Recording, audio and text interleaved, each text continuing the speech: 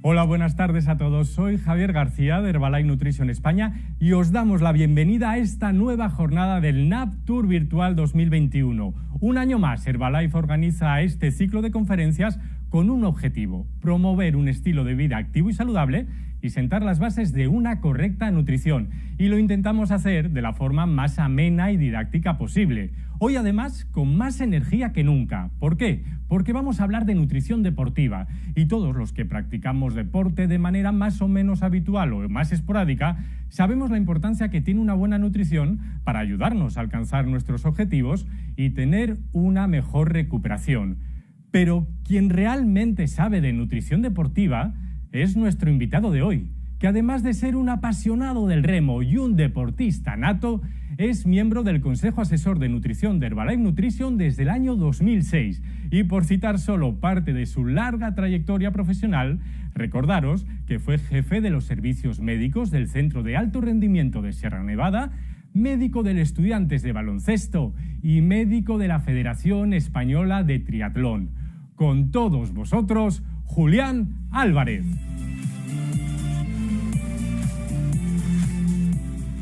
Buenas tardes a todos, bienvenidos de nuevo a este NAP virtual. Seguro que muchos de vosotros estuvisteis el otro día escuchándonos hablar de nutrición básica, de nutrición avanzada. Y seguro que os disteis cuenta de que mencionamos en muchas ocasiones lo importante que era llevar un estilo de vida activo, el ejercicio. Bien, pues hoy vamos a centrarnos en eso. Vamos a centrarnos en cómo tienes que ajustar tu nutrición para que además puedas hacer ese ejercicio de la mejor manera. Hoy vamos a hablar de nutrición deportiva. Ok, ¿y qué es la nutrición deportiva? Pues fijaros, yo suelo decir que es algo más que gasolina, porque mucha gente piensa, nutrición deportiva es que claro, como voy a hacer ejercicio, que es algo que necesita energía, pues tengo que comer para tener energía. Pues sí, pero no. ¿Por qué? Porque energía tenemos siempre. El cuerpo ahorra energía y el cuerpo guarda la energía, fundamentalmente en forma de grasa, que de esa tenemos a veces demasiada, ¿verdad? Pero también los famosos hidratos de carbono, esos que son tan importantes para el deporte, se almacenan en nuestro hígado, en nuestro músculo, es decir, que siempre tenemos energía. Por eso muchas veces, y luego hablaremos de ello, cuando decimos ejercicio en ayunas, yo me levanto por la mañana y voy a hacer ejercicio sin desayunar, no puedo, que no tengo energía. Tengo energía más que de sobra, pero veremos que las condiciones son distintas, ¿de acuerdo? Entonces, la energía es un factor importante a tener en cuenta cuando hacemos ejercicio, pero no es el único, ¿de acuerdo? No se trata solo de tener energía. También hay que entender que necesitas una nutrición equilibrada, aunque hagas deporte. Es que como hago deporte puedo comer lo que quiera. No, tienes que comer bien, porque tu cuerpo sigue haciendo lo que decíamos, de una renovación de células, y en este caso diríamos que de una manera hasta más acelerada. Luego, el peso es muy importante si haces deporte de competición, si buscas el rendimiento, sobre todo en aquellos deportes en los que tienes que desplazar tu peso. Fijaros como los ciclistas cuando están en forma dicen, ¡ay, qué fino estás! ¿Por qué? Porque cuando hay que subir para arriba, como no estés fino, no hay quien suba, ¿de acuerdo? Bien, pero no solo eso, sino que luego la nutrición nos va a ayudar muchísimo a que el entrenamiento se convierta en un cambio en mi cuerpo, que es lo que yo pretendo cuando entreno, luego lo veremos más despacio. Pero a mí me gusta resumirlo con esta frase: la nutrición es clave para que el ejercicio sea algo que nos renueva en vez de algo que nos desgasta. Porque a veces cometemos ese error. No somos deportistas de élite, no somos deportistas profesionales, pero queremos hacer algo de ejercicio. Y en nuestra vida cotidiana introducimos el ejercicio sin llevar la nutrición que deberíamos llevar y de repente decimos, es que me encuentro muy cansado, porque ya la vida a veces es un deporte muy duro. Y si le sumamos el ir a entrenar y no hacemos la nutrición correcta, nos puede llevar a un límite, a sobrepasar un límite que no deberíamos sobrepasar y a entrar en esa fatiga. ¿Por qué? Porque en el momento que yo me pongo a hacer ejercicio voy a necesitar más de muchas cosas. Por supuesto voy a necesitar más energía y voy a necesitar más carbohidratos, pero también voy a necesitar más proteína. Voy a necesitar más vitaminas, sobre todo las vitaminas del grupo B, que son las encargadas del metabolismo energético. Voy a necesitar también más antioxidantes, que los va a producir mi cuerpo, pero yo le tengo que dar los nutrientes para que haga todo eso. Y voy a necesitar más minerales. En esto los minerales, pues fijaros, para la contracción muscular es fundamental, por ejemplo, el magnesio y el calcio, pero también el ejercicio provoca una pérdida de hierro que si encima somos del sexo femenino, que estamos perdiendo hierro un poquito todos los meses, pues es más gravoso. Entonces, tenemos que tener todo esto en cuenta y he puesto en último lugar, pero con mayúsculas, porque probablemente es el más importante, el ejercicio condiciona una pérdida de agua. que tenemos que recuperar. ¿De acuerdo? Entonces, todo esto lo tenemos que tener en cuenta. Y todo esto lo tenemos que tener en cuenta porque no es pequeñito. Fijaros algunos ejemplos. En cuanto a la necesidad de energía, en un Tour de Francia, cuando están subiendo un puerto y todo eso, pueden llegar a estar gastando 900 calorías por hora. Esto no quiere decir que si tú te subes a una bici y pedaleas verano azul 1 hora, vayas a gastar 900 calorías. No, probablemente tú haciendo verano azul gastes 300. Pero bueno, que si le metes intensidad podrías llegar a eso. En una maratón, pues en la gente normal está alrededor de las 3 horas, en los superclases está más cerca de las 2 y en la mayoría de los aficionados está más cerca de las 4, pero fijaros, 3.000 calorías, viene a ser casi 1.000 calorías por hora o por un poquito más de 1 hora. 1 hora nadando, pero claro, nadando de verdad, no tampoco a verano azul, serían unas 600 calorías. Un partido de baloncesto, que sabéis que puede durar unas 2 horas, serían 1.500, 2.000 calorías. Un entrenamiento de 2-3 horas, como tiene menor intensidad, serían 1.000-1.500 calorías. Y luego, una cosa muy importante, que cuando hacemos ejercicio y sudamos, no solo perdemos agua, que podemos perder, por ejemplo, en un partido de baloncesto, hasta 2-3 litros. No. Es que además perdemos electrolitos, fundamentalmente sodio. Un corredor o un ciclista que suda 1 o 2 litros está perdiendo más de 1 gramo de sodio por hora. Y si 1 gramo de sodio es muy poco, no, 1 gramo de sodio es mucho. Entonces es muy importante tener todo esto en cuenta para que no nos suponga un problema. Y además, no tenemos que olvidar lo que decíamos antes, que el organismo siempre se está reconstruyendo y que al hacer ejercicio lo que hacemos es como marcarle la dirección en la que lo tiene que hacer. Por ejemplo, si yo me voy al gimnasio y empiezo a coger una pesa y pim, pam, ¿qué le estoy diciendo? Que en mi próxima versión haya más haya más bíceps. Si me voy y me pongo a hacer abdominales, le estoy diciendo que quiero ahí buscar las tabletitas de chocolate. Bien, pues todo eso tengo que conjuntarlo con la nutrición alrededor. Y no solo en el momento que voy a hacer ejercicio, sino las 24 horas. Por eso le decimos al deportista que es deportista a las 24 horas. Y eso es lo que muchos llaman entrenamiento invisible. Y si os dais cuenta, es una de las grandes evoluciones del deporte en los últimos años. Por eso ahora estamos viendo a deportistas de élite que llegan a edades mucho más avanzadas rindiendo en sus deportes. ¿Por qué? Porque cuidan todas estas cosas. Y el tema fundamental, el aspecto fundamental de ese entrenamiento invisible, ese aspecto fundamental es la nutrición. Y de eso vamos a hablar hoy. De cómo llevar esa nutrición que me permita seguir haciendo ejercicio durante muchos años a más alto nivel. El más alto nivel que es el de cada uno. Bien, entonces, quiero renovar mis células y tejidos y cuando hago ejercicio las voy a renovar más rápidamente. ¿Ok? ¿Qué tengo que hacer? Fijaros, desde un punto de vista práctico os lo he dividido como en 3 áreas. ¿Qué tengo que hacer desde el punto de vista de mi nutrición general? Y ahí vamos a incluir lo que sería el control de peso en el deporte. ¿Qué tengo que hacer para solucionar el problema? Porque es un problema cuando yo me pongo a hacer ejercicio y sobre todo si hace calor, el problema de la hidratación. Y en último lugar, he hecho un capítulo de qué tengo que hacer para alimentar el ejercicio. Es decir, esa nutrición que sí que tiene que ir directamente conectada al ejercicio y va a depender del ejercicio que yo haga. De una manera, digamos, como muy básica, podríamos decir que la nutrición general, el control del peso, es todo lo que va a ocurrir antes, o digamos fuera del ejercicio, alrededor. La hidratación la voy a llevar a cabo fundamentalmente durante, y al ejercicio veremos que cuando hay que alimentarlo en realidad después.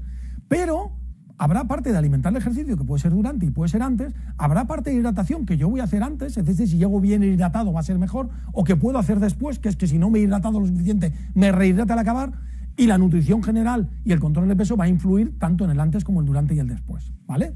Pero a veces lo entendemos un poquito mejor así. Bien, entonces en cuanto a nutrición general y control de peso, tenemos que jugar con 2 cosas que para nosotros son fundamentales, que es la salud y el ejercicio. Y ahí en medio va a estar la nutrición, intentando mantener nuestra salud y ayudarnos a hacer ejercicio. Clásicamente se ha dicho, oiga usted, para tener las necesidades de las recomendaciones dietéticas con una dieta variada, tiene usted de todo. Bueno, pues en la población deportista hay muchos estudios que ven que puede que esto no sea así. Y luego está el hecho de que los deportistas consumen suplementos y lo hacen de una forma casi intuitiva, porque alguien les dice, oye, esto funciona, ¿no? O porque ellos se dan cuenta que funciona. Entonces, Si miramos las estadísticas, vemos que, por ejemplo, en deportistas olímpicos, aproximadamente un 80% de los deportistas consumen suplementos. Y si miramos las referencias bibliográficas, vemos que hay muchos estudios que dicen que si no vigilas bien la nutrición de los deportistas, es muy fácil que tengan deficiencias de algún nutriente, de alguna vitamina, de algún mineral, de proteína, de lo que sea. Entonces, quiere decir que se puede hacer, por supuesto, pero hay que vigilarlo. Y luego no tenemos que olvidar el control de peso. Porque pensamos, es que si estamos hablando de deportistas, todo el mundo está estupendo. No, primero podemos ser deportistas aficionados, pero luego también los deportistas de cierto nivel pueden tener sobrepeso. Claro, no va a ser un sobrepeso exagerado, de acuerdo, pero a veces un poquito más de peso puede afectar al rendimiento. Por ejemplo, si eres un ciclista, lo que estábamos hablando, oye, este tío está gordo. No, ni mucho menos, es un ciclista, pero necesita estar un poquito más fino para estar en el nivel de lo que él quiere hacer. O en otros deportes, por ejemplo, a mí me ha pasado con jugadores de baloncesto que están en su peso, que están bien, pero que son muy pesados y que tienen un problema, pues de un tendón, de una sobrecarga. Bueno, también le ha pasado, por ejemplo, a nuestro famoso tenista Rafa Nadal, cuando tuvo problemas en los tendones, en las rodillas. Una de las cosas que hicieron sus médicos, que trabajan muy bien, es recomendarle, oye, vamos a afinar un poquito, vamos a seguir estando fuerte, pero vamos a perder un poquito de grasa. Y eso es lo importante, que lo que vamos a mirar sobre todo, más que el peso, es la composición corporal en los deportistas. Porque no es lo mismo, fijaros, dos personas pueden medir lo mismo y pesar lo mismo, por lo tanto tener el mismo índice de masa corporal, pero tener una composición corporal totalmente distinta. Y al final, el músculo ejecuta el ejercicio y la grasa no. La grasa es un lastre que tengo que arrastrar. Está un poquito más permitida en algunos deportes, por ejemplo en la natación, y sobre todo si está en extremidades inferiores, porque favorece la flotabilidad, pero prácticamente en todos los demás deportes la grasa es un lastre. Entonces lo que tengo que saber es la cantidad de grasa que tengo. Y para eso lo que hacemos es intentar medir el porcentaje graso. Y lo hacemos fundamentalmente por dos técnicas, que lo habréis visto. Una es la técnica de bioimpedancia y otra son las medidas antropométricas. En una de ellas se colocan, generalmente los aparatos un poquito de precisión, se colocan unos electrodos con unos cables y te pasa una corriente muy finita por el cuerpo que ni te enteras, pero esto a nivel popular incluso lo hacen con algunas básculas que tú te apoyas y más o menos la báscula, cuando tú apoyas los pies, tiene ahí también unos sensores de esos eléctricos y más o menos pasa la corriente. No son tan precisas, o otras que hay en algunas farmacias o centros deportivos que sí que agarras tú unos cacharros para que pase esa corriente. Bueno, pues las hay como todo, de mayor y menor calidad, pero con ese paso de corriente, con la resistencia al paso de corriente, podemos calcular más o menos cuánta grasa tienes. Y si alguno tiene curiosidad, Julián, ¿eso cómo se puede saber? Pues fijaros, muy sencillo, porque nuestras células musculares, lo que echamos son fundamentalmente músculo y grasa, nuestras células musculares conducen muy bien la electricidad, porque son células en las que en el interior hay mucho agua con sales, y eso conduce muy bien la electricidad. Pero la grasa no conduce bien la electricidad, porque las células de grasa, precisamente como sabéis que la grasa y el agua pues no se hablan bien, pues las células de grasa tienen muy poquito agua, entonces conducen peor la electricidad. Entonces, cuanto más grasa tienes, los cálculos demuestran que eres más resistente al paso de la corriente, y con una serie de fórmulas y de algoritmos, pues más o menos lo calculan estos aparatos. Y el otro método es este de los pellizquitos, este que te cogemos los pellizquitos de grasa y con una serie de fórmulas también sacamos tu porcentaje de grasa. Al final obtenemos ese dato. ¿Y ese dato para qué nos vale? Pues para la pregunta del millón, ¿no? Que me haríais todos. Oye, Julián, ¿y cómo puedo ganar músculo y quemar grasa? Pues sí, obviamente es la pregunta del millón. Es algo complicado, pero voy a intentar por lo menos darle un poquito de luz. Y lo primero es entender por qué se acumula la grasa. Fijaros, hace unos años pensábamos que éramos obesos porque comíamos de más. O sea, cuando una persona tenía obesidad, es que come de más. ¿Cuál es la solución? Pues que coma menos. Qué sencillo. Bueno, si fuera tan sencillo, no seguiríamos teniendo obesos, ni tendríamos cada día más obesos o más gente con sobrepeso. No, pero es que comen de más. Sí, pero es que es al revés. Comemos de más porque somos obesos. Y eso, valga la redundancia. ¿Y eso cómo se come, Julián? Pues fíjate, resulta que una serie de cosas que hemos cambiado, sobre todo el estilo de vida, el tipo de dieta, el orden, el sueño, el estrés, nuestro equilibrio, al alterarse, favorece que acumulemos grasa. Y si eso lo unimos a que nuestra sociedad ahora mismo, las sociedades desarrolladas, por desgracia que todavía hay países donde se pasa hambre, pero la mayoría de las sociedades desarrolladas que vivimos en un ambiente obesogénico, es decir, que tenemos comida a la vuelta de la esquina y además no la mejor comida que deberíamos comer, pues en esa situación lo que ocurre es que tendemos a acumular esa grasa. Y eso Se publicó hace varios años en revistas científicas importantes y es un esquema muy interesante. Porque claro, tú tienes que pensar, Julián, es que es muy simple. Si yo como más y gasto menos, acumulo grasa. No, porque el organismo tiene sistemas de control de tu apetito y no comerías de más. Igual que en la naturaleza, cuando se dice, oye, ¿por qué no están gordas las cebras si tienen ahí toda la hierba que quieran para comer? Porque tienen ese equilibrio. ¿Qué ocurre? Que rompemos el equilibrio cuando entramos en esa, como decíamos, en esa mala dinámica, ¿no?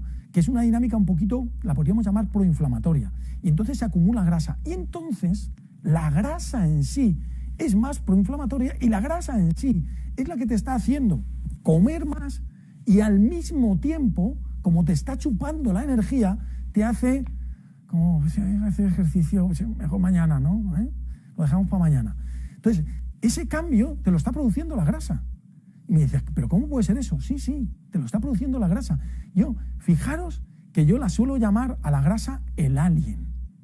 La llamo el alien porque está ahí desde siempre, pero tiene vida propia.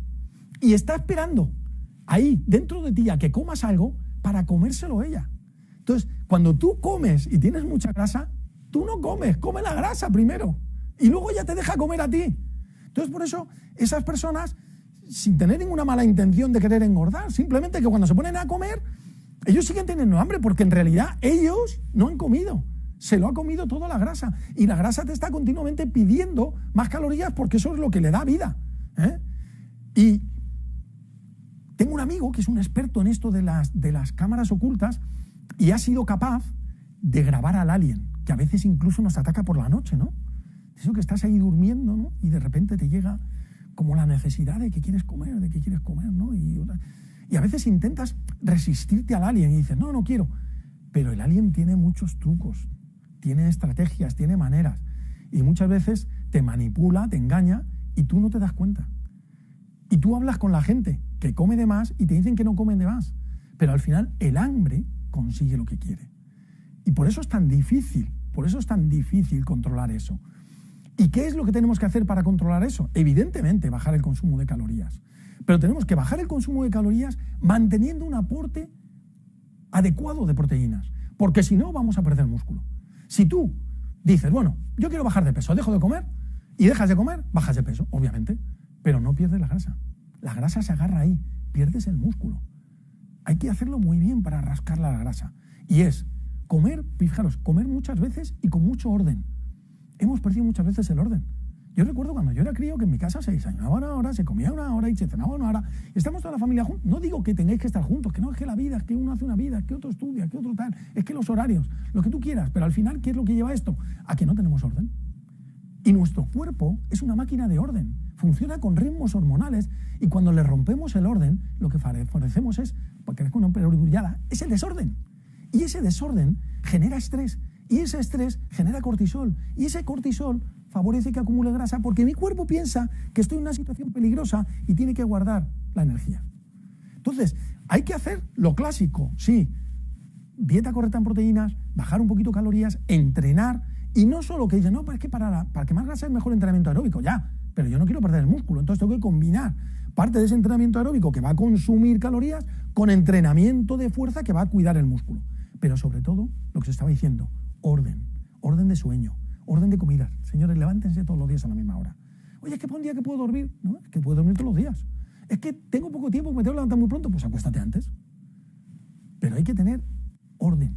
El cuerpo es una máquina de ritmos. Si a tu cuerpo le das orden, tienes mucho ganado para tu salud.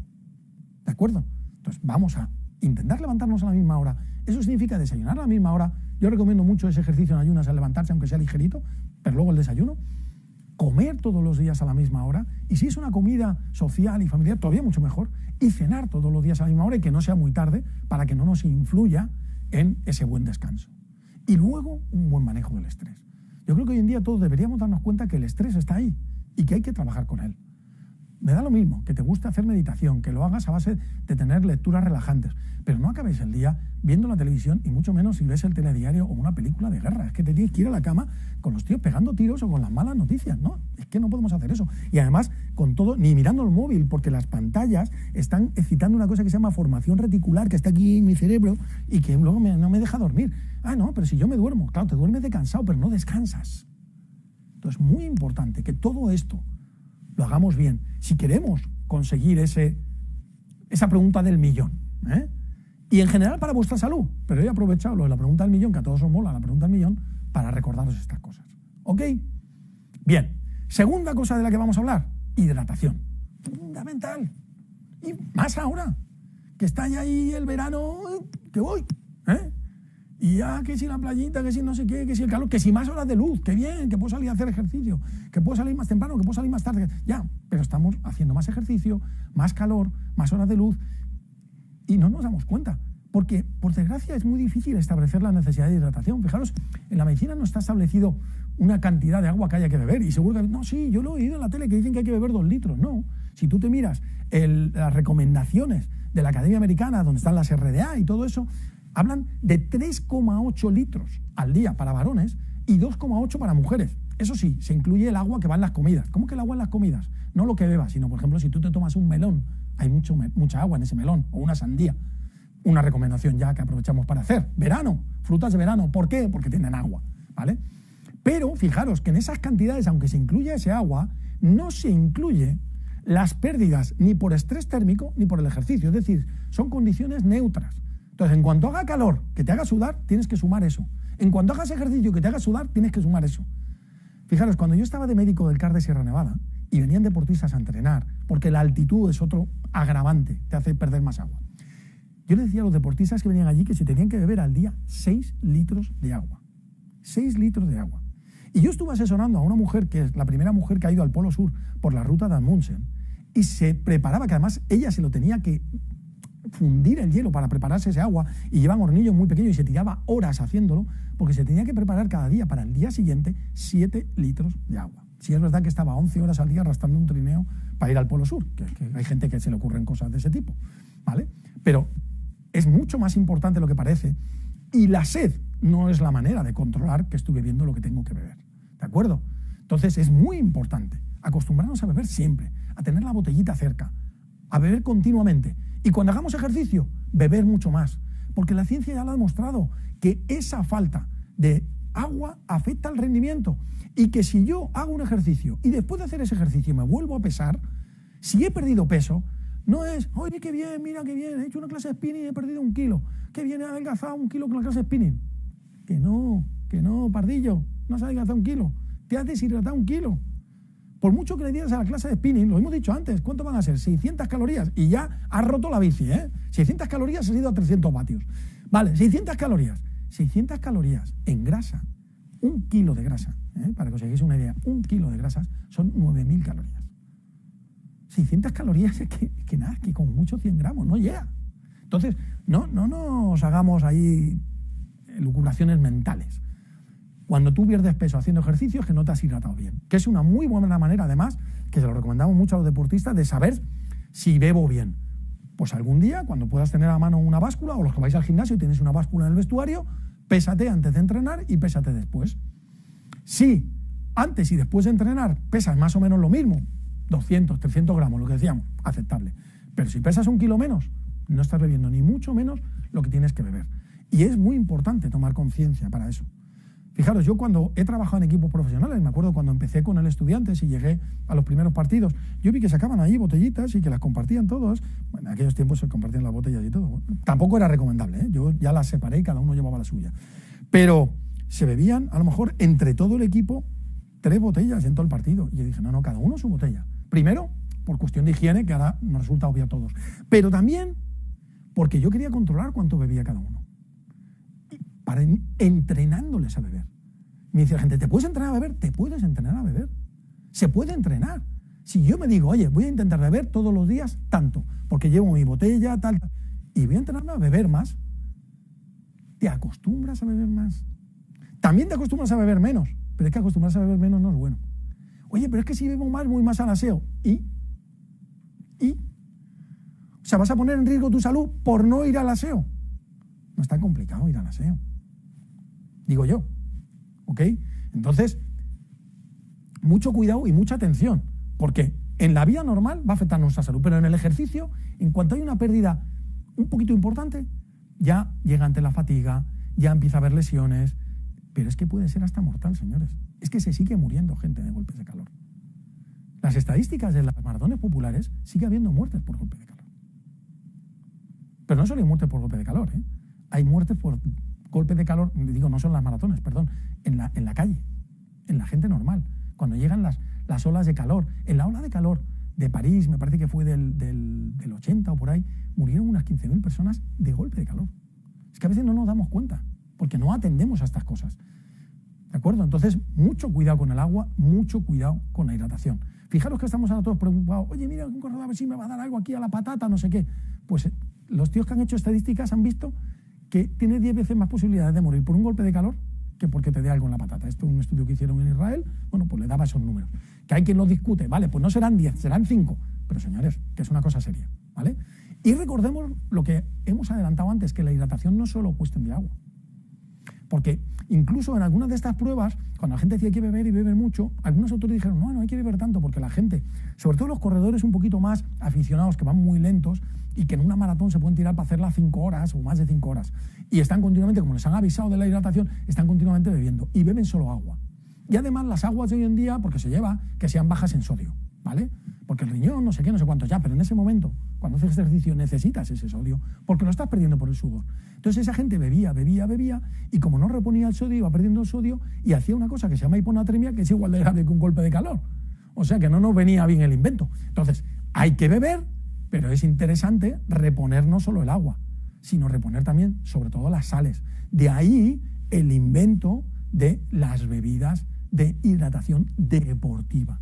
¿Por qué? Porque están preparadas para darte todo lo que pierdes y además un poquito más. Las bebidas de hidratación deportiva, que antes se llamaban isotónicas, fijaron, ahora tienen el mismo contenido de sodio, pero consiguen ser un poquito hipotónicas, y os voy a decir por qué. Porque una bebida isotónica es más difícil de beber y al final bebías menos. Los estudios han demostrado que con las bebidas un poquito hipotónicas bebes más, que al final es lo importante. Entonces, por supuesto que lo más importante es el agua, pero lo decía, las sales, sobre todo el sodio, pero también el calcio, el magnesio, el potasio pueden ser importantes. Y ya aprovechamos y le ponemos algo de azúcares. Me decía, ¿el azúcar es malo? No, cuando estás haciendo ejercicio, buenísimo. Cuando estás haciendo ejercicio, vamos, te viene como anillo al dedo. ¿Sabes por qué? Porque va al músculo directamente y lo utiliza directamente como fuente de energía. O sea que ahí el azúcar, buenísimo. Y ya puestos, pues le podemos poner esas vitaminas que decíamos del metabolismo energético, sobre todo vitaminas del grupo B, e incluso en algunos tipos de bebida hasta podemos introducir proteína si son ejercicios de muy larga duración y muy fatigantes, porque ya estamos favoreciendo la recuperación desde dentro del ejercicio, ¿de acuerdo? Entonces, hoy en día esto es un poquito más complicado, incluso ya no tenemos solo la bebida de rehidratación deportiva, sino distintos tipos de bebida de rehidratación deportiva. La que antes se llamaba isotónica, que sería la clásica, lo que os he dicho, que tiene una cantidad más o menos de hidratos de carbono de unos 25 gramos, tiene unas entre 100 y 100 poco calorías por cada botellita, suelen ser por botellitas de medio litro, pero luego hay otro tipo de bebidas que son light, por ejemplo, para gente que está controlando peso, que sí me dan las sales, sí me dan las vitaminas, pero no les añadimos ese azúcar para que no me sumen calorías.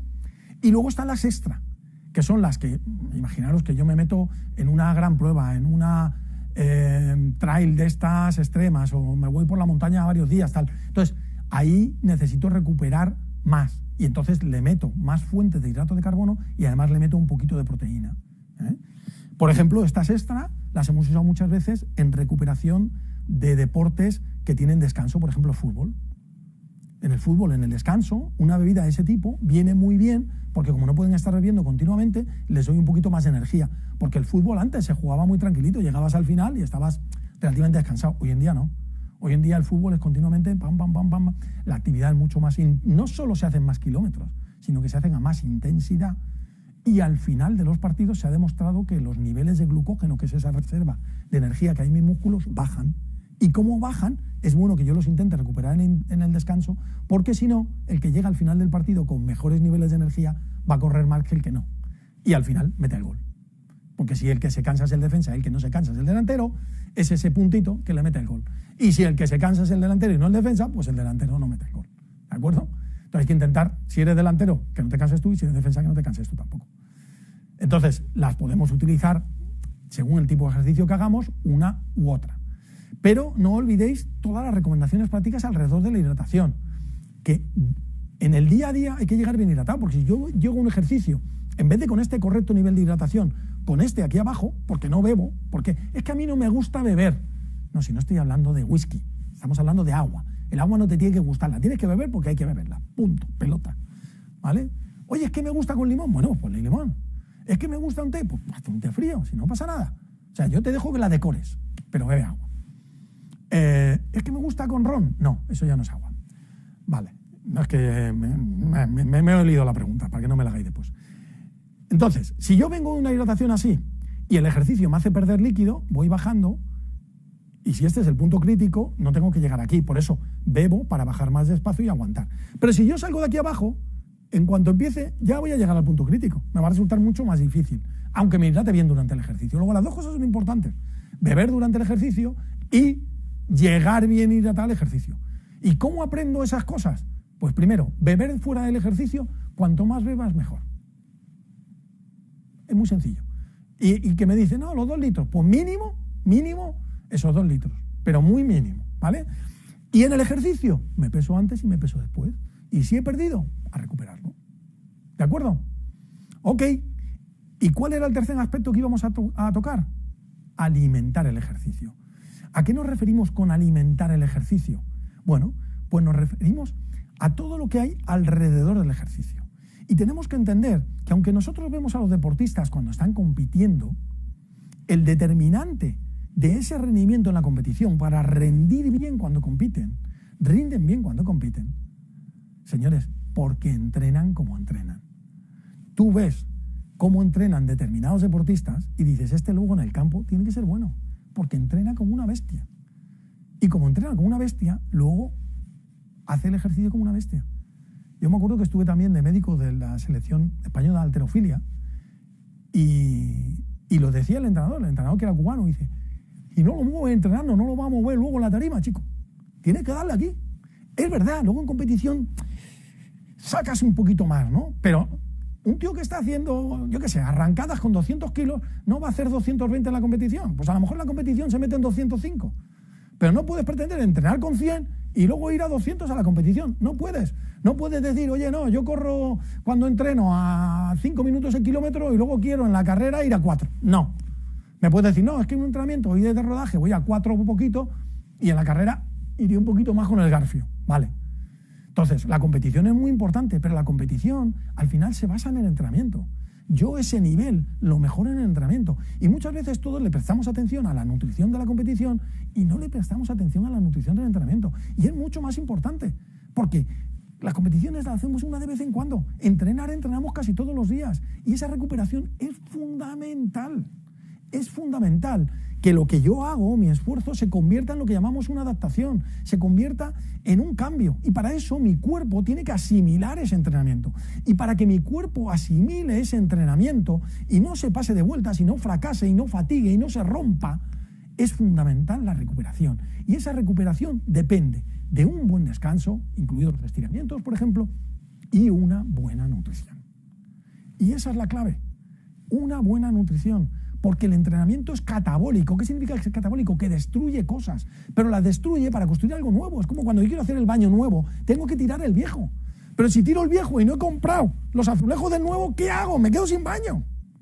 Pues eso, si voy a tirar mi músculo viejo porque entreno y quiero mejor, tengo que tener ahí material para construir el nuevo.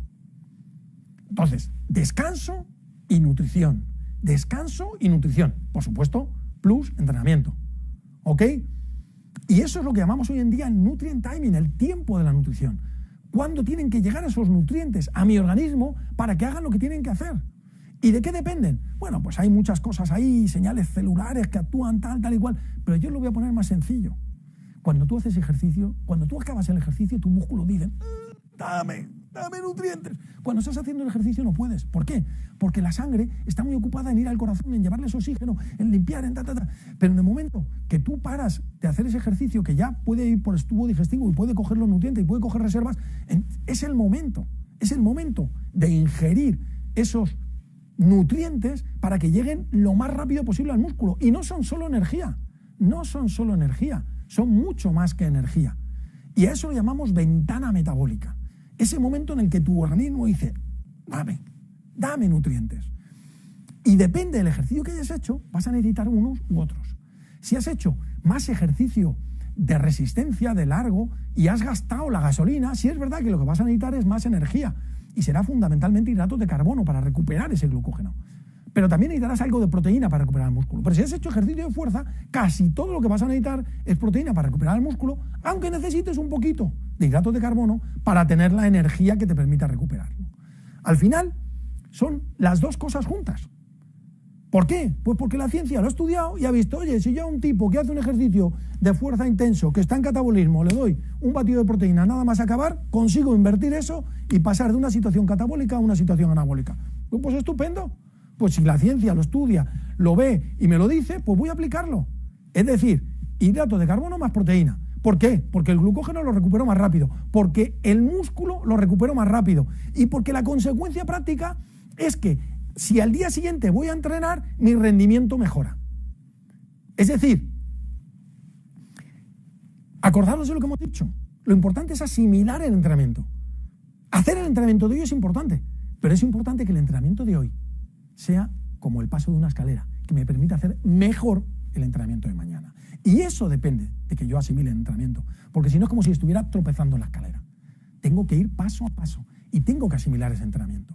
Y eso depende de esa nutrición, sobre todo nada más acabar el ejercicio. Y nos moveríamos entre dos grandes extremos. Ejercicios, digamos, muy de fuerza, de mucha intensidad, que afectan mucho al músculo, que gastan mucho músculo y necesitamos mucha más proteína. Y actividades de resistencia de fondo, en la que me tiro en la bici 4 o 5 horas, que gastan mucha gasolina y necesito más hidratos de carbono. Y luego habría actividades intermedias, como pueden ser los deportes de equipo, como puede ser el fútbol, como puede ser el vóley, en los que necesito una combinación, digamos, un poquito más equilibrada de los dos. Entonces, si ya cogemos todo lo que hemos visto, ¿cómo podemos aplicar prácticamente todo esto al entrenamiento desde el punto de vista de nutrición? Bueno, pues cuando voy a hacer entrenamiento de fuerza, lo que os decía, aquí antes ya puedo tomar algo que me dé un poquito de aminoácidos para que ya mi organismo tenga un buen nivel para esa síntesis muscular. Incluso durante el entrenamiento de fuerza, que el entrenamiento de fuerza, cuando estoy haciendo pesas, no me gasta, digamos, no me lleva toda la sangre a los músculos, sino que puedo comer algo, por decirlo de alguna manera, podría tener ahí un batido ligerito, pero con algo de proteína, ¿vale? Siempre que haga ejercicio, una bebida de rehidratación. Dependiendo del tipo de ejercicio que haga, veremos una con más carga o con menos carga. Y siempre que acabe el ejercicio, un recuperador. Yo normalmente utilizo un batido, pero a veces se pueden hacer combinaciones, pues yo qué sé, un yogur con cereales, es una combinación de proteínas, hidratos de carbono, etcétera, etcétera. Depende del nivel de deporte que tengáis y del nivel de preciso que quiera ser con esa nutrición, ¿de acuerdo?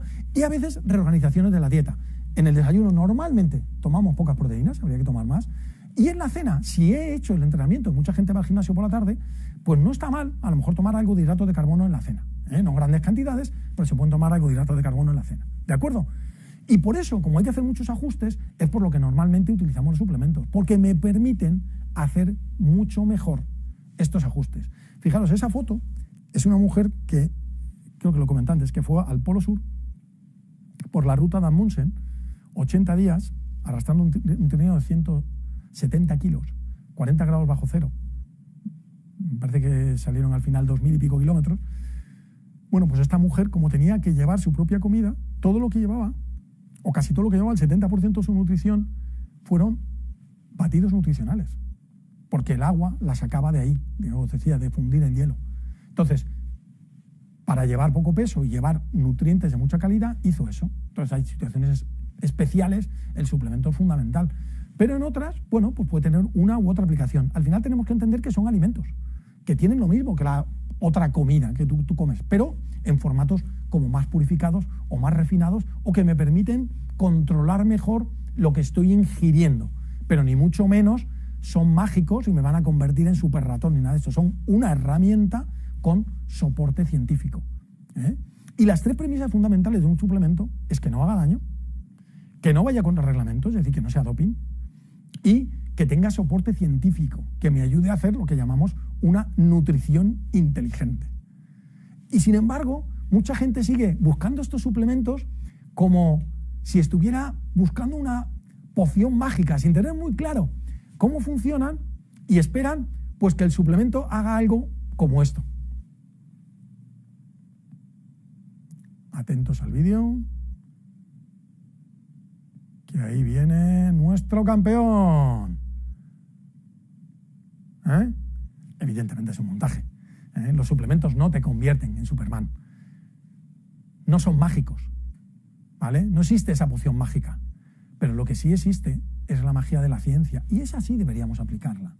Sí deberíamos aprovechar todos esos estudios en los laboratorios y por grandes científicos y por otros que no somos tan grandes, pero que llevamos muchos años trabajando con deportistas para aplicar todo ese conocimiento al día a día de la nutrición de deportistas del más diverso nivel, desde deportistas olímpicas como pueden ser Elsa y Lili hasta otro tipo de deportistas aficionados.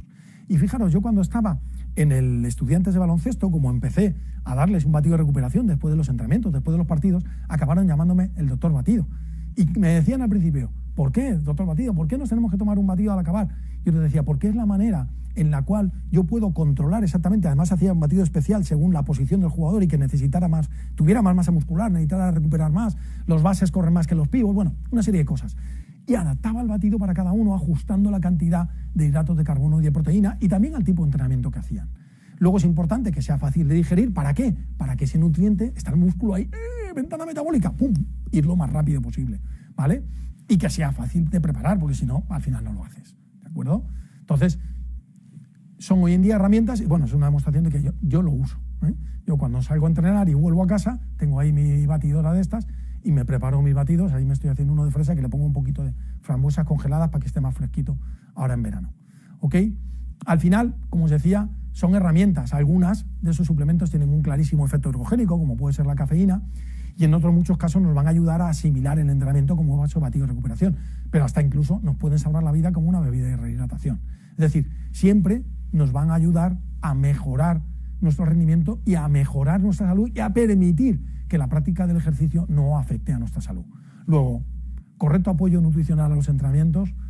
Acordaros, no se trata solo de echar gasolina, alimenta el ejercicio correctamente, una correcta hidratación y sabiendo que el agua no es suficiente, y alrededor de mi vida una nutrición balanceada y completa, porque no vale comer cualquier cosa. Y haciendo estas cosas así, cubriremos esas 3 áreas y esos 3 tiempos. Antes, bueno, pues dependiendo de tu ejercicio puedo tomar cafeína, precursores de óxido nítrico, ese pequeño aporte de aminoácidos. Durante el ejercicio, en un entrenamiento de fuerza, llevaré una bebida con proteína. En los demás entrenamientos, una bebida de rehidratación. Y después, cuando el ejercicio de resistencia, un batido con más hidratos de carbono, cuando es de fuerza, con más proteínas, y en un ejercicio mixto, un poquito más en medio. Y en todo momento, una buena nutrición ajustada y equilibrada. Al final, no es tan complejo, y os voy a dejar un pequeño truquito al final, que hablábamos de lo de controlar peso. Como hemos dicho que hay que alimentar el ejercicio, y hemos dicho que hay que mantener una buena nutrición, muchas veces puedo hacer un truquito, que era lo que yo os decía, el entrenamiento de ayunas por la mañana o entrenar por la noche justo antes de cenar, porque entonces junto el ejercicio con una comida y lo que hago es que esa comida me sirva de comida y de, entre comillas, comida de recuperación del ejercicio. Con una misma ingesta estoy cubriendo la ventana metabólica y una comida y estoy rascándole calorías al alien para ir quitándole un poquito de importancia, ¿de acuerdo? Entonces, todas esas cosas se pueden hacer y como siempre acabo con el mensaje que os cuento siempre, que es de un libro que se llama Ilusiones, de Richard Bach, que nos recuerda que aprender una cosa es darte cuenta de que la sabes, pero lo importante no es aprender, lo importante es actuar.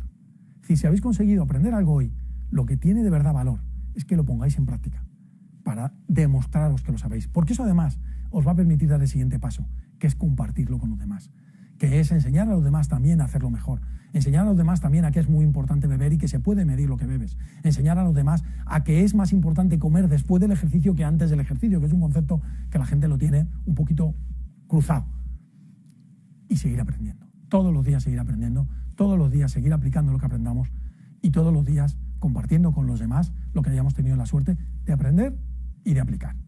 Así que, bueno, pues esto era todo lo que quería contaros. Espero no haberos cansado mucho y haberos ayudado a que vuestros entrenamientos os cansen menos, ¿eh? Y aunque vamos un poquito justos de tiempo, también hoy tenemos ahí muchas preguntas vuestras y queremos aprovechar y, bueno, pues queremos contestar a algunas de esas preguntas y os voy a poner vuestras preguntas para que vosotros mismos veáis qué preguntas nos formuláis y luego voy a intentar responder a algunas de ellas, ¿eh? Ya os digo que vamos un poquito justo de tiempo, veremos si podemos hacer 2 o 3. Bien, hay gente que pregunta mucho sobre la nutrición para carreras de larga distancia.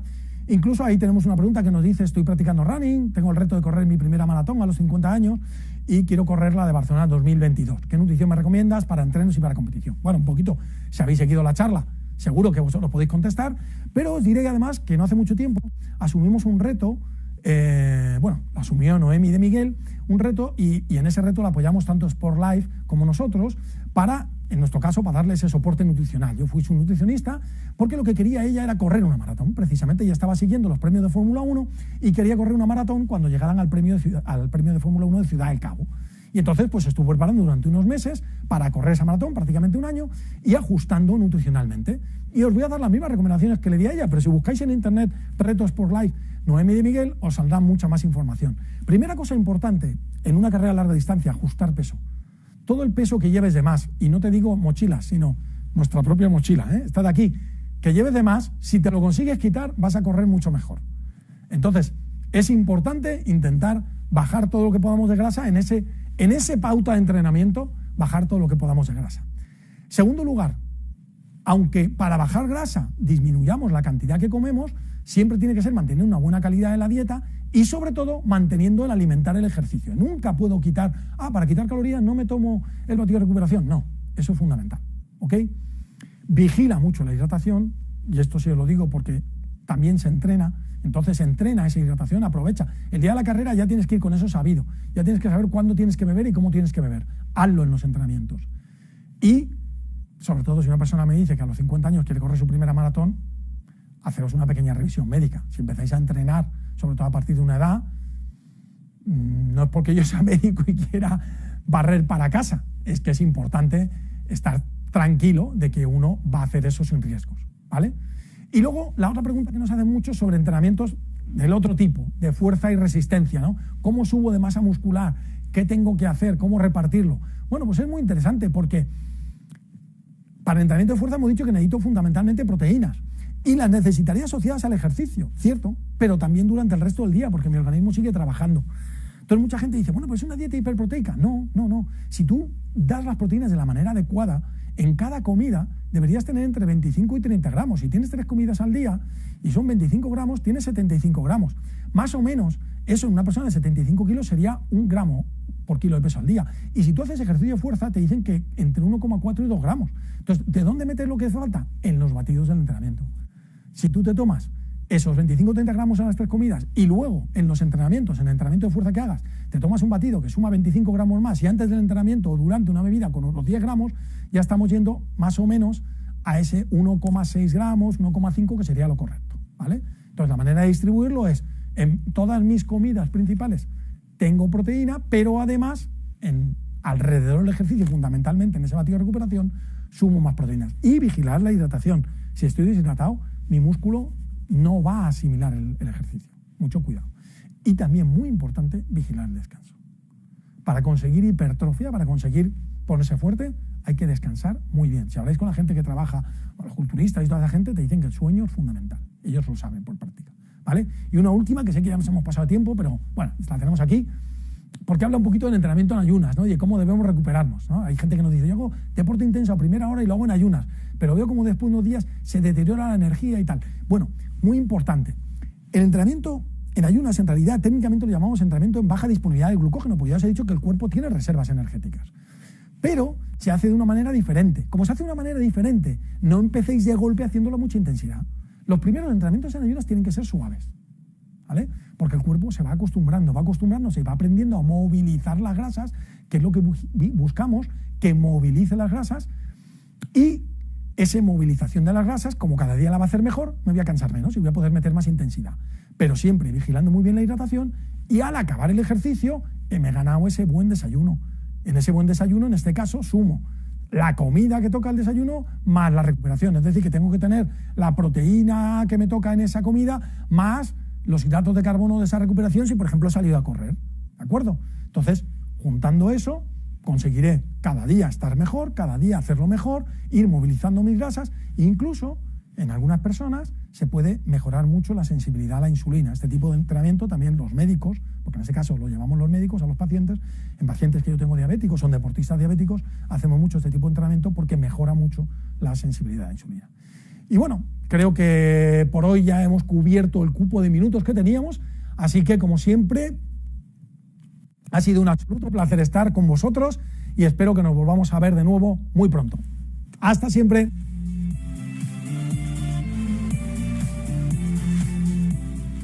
Muchísimas gracias a ti también, Julián, por esta fantástica conferencia de nutrición deportiva. Y muchísimas gracias a todos los miembros de Herbalife y a todos los invitados que habéis seguido esta conferencia. Ha sido un auténtico placer para nosotros estar con vosotros en el día de hoy. Y ahora vamos a tener una nueva cita, pero en esta ocasión solo para los miembros de Herbalife Nutrition.